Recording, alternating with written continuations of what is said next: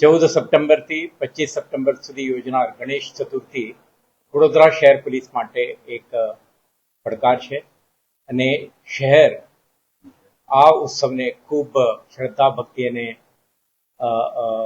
ગ્રાન્ડિયર સાથે ઉજવે છે અને સ્થાનિક લોકો, રાજ્યના અન્ય વિસ્તારોના લોકો અને સાથે સાથે દેશ વિદેશથી પર્યટકો પણ ગણેશ સેલિબ્રેશનને જોવા માટે આવતા હોય છે.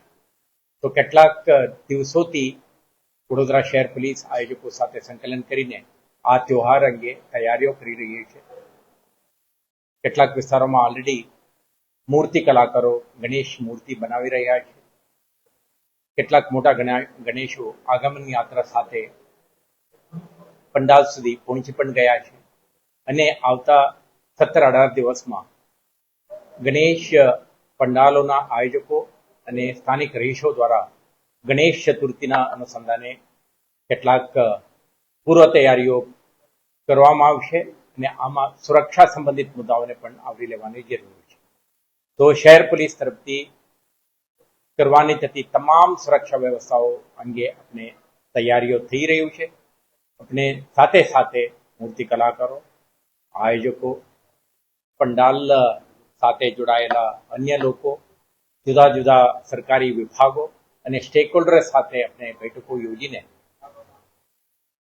સીમલેસ સેલિબ્રેશન માટે આપણે તૈયારીઓ કરી રહ્યા છીએ.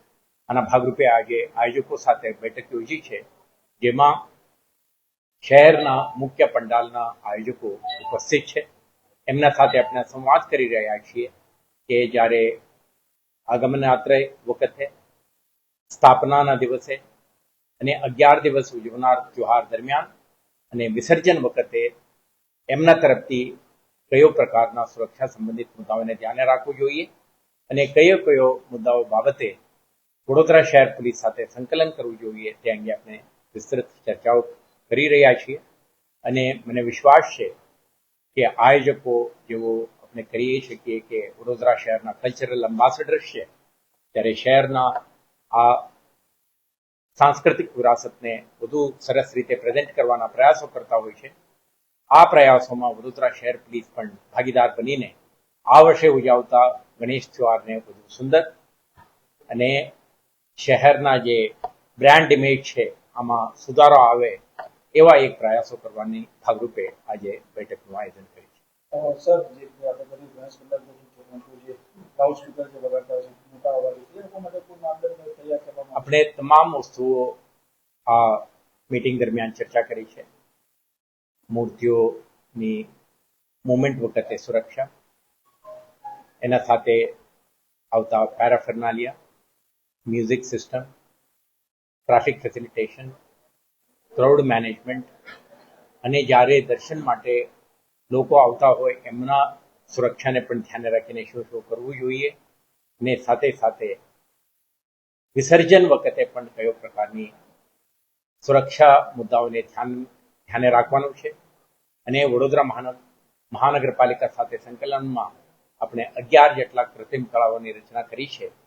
તો આ તળાવોમાં કેવી રીતે વિસર્જન કરવા માટે પણ સુરક્ષા વ્યવસ્થા ગોઠવવામાં આવશે અને આ તમામ પ્રક્રિયામાં આયોજકના ભૂમિકા અંગે અને વડોદરા શહેર પોલીસ અને આયોજકો કેવી રીતે સાથ સહકાર અને સંકલનથી આ કાર્યક્રમને એક સુરક્ષિત માહોલમાં સંપન્ન કરવા માટે તમામ તૈયારીઓ કરવા અંગે આપણે ચર્ચા કરી છે.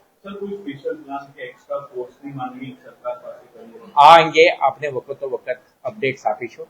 આજે 18 દિવસ પહેલા આપણા પૂર્વ તૈયારીના ભાગરૂપે ચર્ચાઓ કરી રહ્યા છીએ.